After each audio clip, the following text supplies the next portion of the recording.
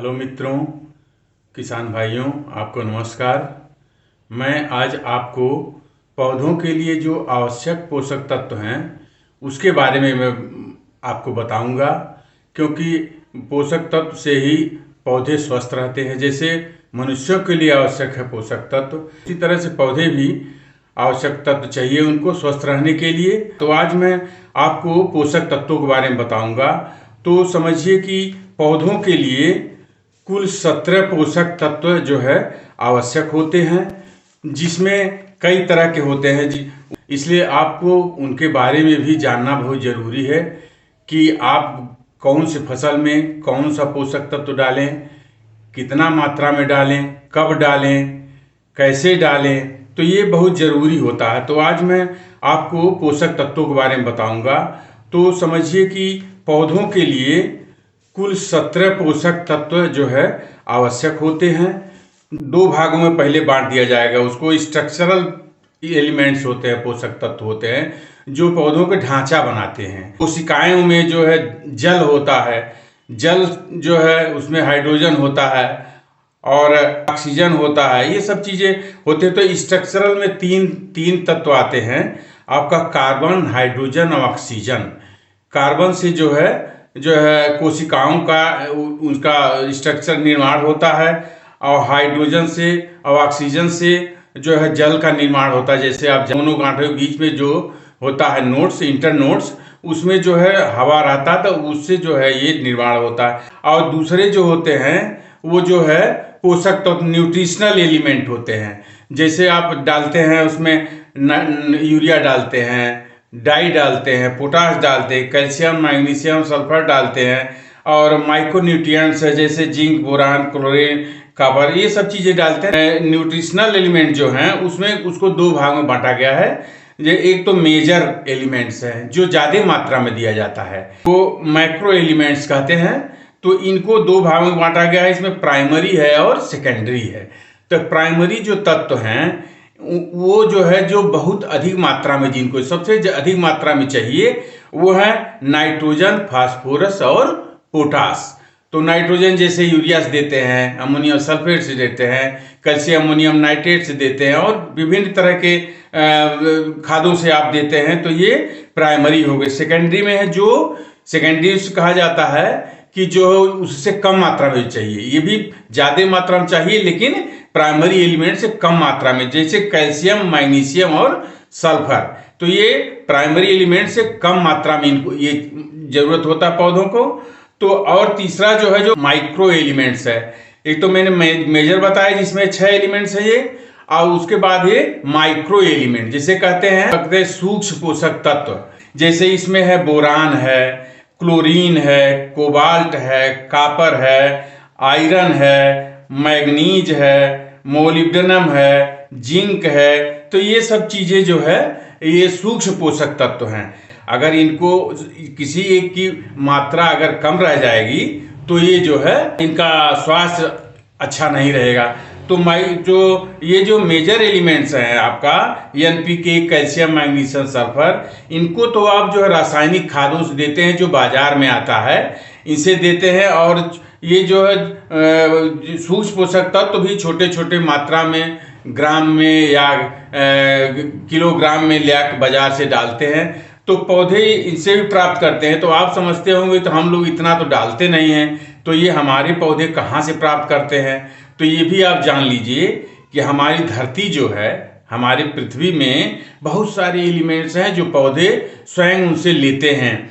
और इसके अलावा जो है जो आप खाद डालते हैं, गोबर की खाद है या और कंपोस्ट खाद है, इससे जो इसमें भी माइक्रो एलिमेंट्स जो है पौधों के लिए बहुत सूक्ष्म मात्रा में उपस्थित रहते हैं। तो पौधे इनसे ग्रहण करते हैं।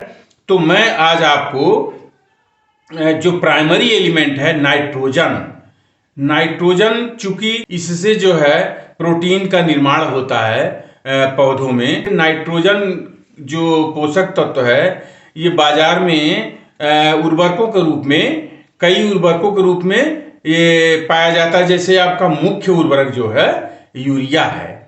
तो आप बाजार में यूरिया आप देखते हैं पहले 50 किलो में आता था, अब जो है 45 किलो में आ गया, और छोटे बोरों में भी आ रहा। तो ये जो यूरिया में है वो 46% नाइट्रोजन होता है। सबसे ज़्यादा नाइट्रोजन जो है यूरिया में पाया जाता है।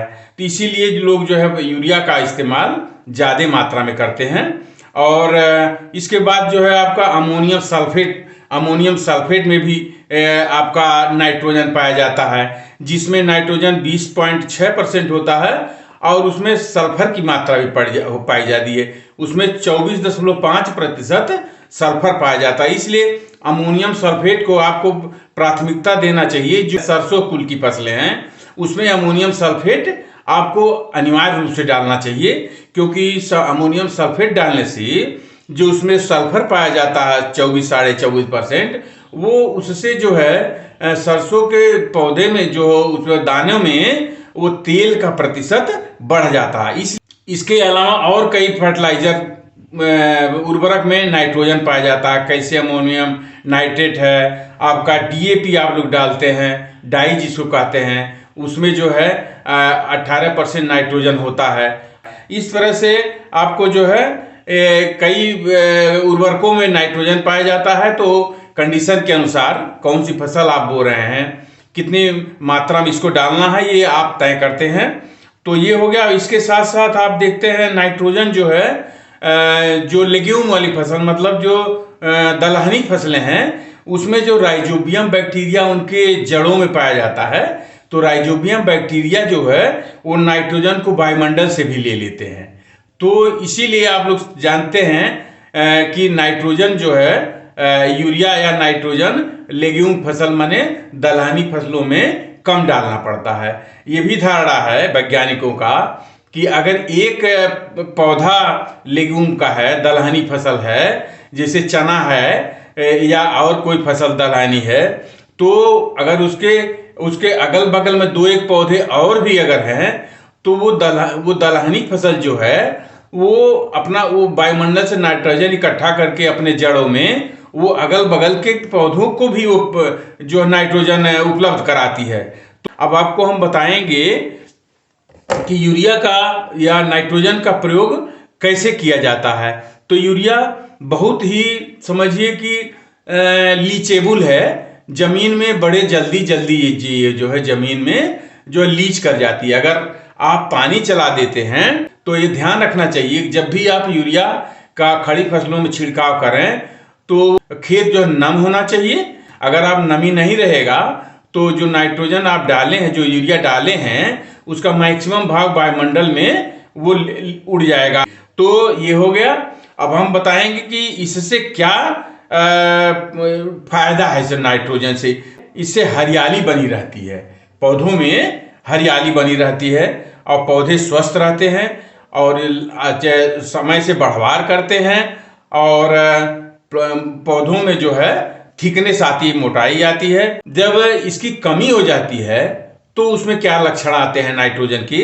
तो इसमें सबसे पहले जो है निचली पत्तियां होती हैं वो जो है आपका ब्राउन येलोइश हो जाती है, यानी वो पीले कलर में होती हैं, और कुछ काफी दिनों बाद जब वो जो है पूरा नीचे झड़ जाती हैं। इसलिए अगर इसकी कमी रह गई, जो पौधे छोटे रह जाते हैं। और जैसे आपका गेहूं है, गेहूं में जो 40 दिन के बाद टिलर्स निकलते हैं, उनमें कमी आ जाती है। अगर समय से आप नहीं डालते हैं इसको तो टिलर्स में भी कमी आ जाती हैं। तो ये सब चीजें हो गया। यूरिया का फायदा क्या है, यूरिया का नुकसान क्या है, तो ये सब चीज ये है। और यूरिया का प्रयोग आप कैसे कर, यूरिया का प्रयोग आप ध्यान रखना चाहिए, जब भी आप कोई फसल की बुआई करें तो उसमें जो है अधिकतम 50% यूरिया, जितनी यूरिया आप डालते हैं 50% यूरिया आप जो है बुआई की या रुपाई के समय दीजिए, और बाकी यूरिया आप जो है टॉप ड्रेसिंग कर दीजिए या स्प्रे करिए। तो टॉप ड्रेसिंग तो आप जैसे धान वगैरह इसमें करते हैं, और आप जो है ये गेहूं वगैरह में, अन्य फसलों में अगर आप 2% यूरिया का घोल आप डालते हैं तो पौधे जो है चूंकि सीधे पत्तियों पर पड़ता है वो, इसलिए पौधे अच्छी तरह से इसको ग्रहण करते हैं, और जो है पौधे स्वस्थ रहते हैं। तो ये रहा आपका, आज हमने नाइट्रोजन के बारे में बता दिया। तो हमने एक तरह से आपको ज्ञानवर्धन के लिए ये शुरू किया है। तो धीरे धीरे हम आपको सारे तत्वों के बारे में बताएं, जिससे आप खाली समय में आप इसको भी आप देखें कि हमारे पोषक पौधों के लिए कौन कौन से पोषक तत्व की आवश्यकता है, इनकी कमी से क्या होता है, इनकी अधिकता से क्या होता है। तो जैसे आपने गेहूं में हमने पहले भी वीडियो बनाया है, गेहूं में अगर यूरिया आप अधिक डाल देंगे तो उससे जो है उनमें लाजिंग हो जाएगी, चूंकि लंबाई बढ़ जाएगी। लंबाई बढ़ने से जो है कभी हवा चलती है या कभी आपने पानी चला दिया, पानी चलाते समय तो चूंकि लोड बढ़ने से, लंबाई बढ़ने से जो भार बढ़ जाता है और वो गिर जाती है, इससे आपकी प्रोडक्शन पर असर पड़ता है। तो ये हमने बताया आज आपको।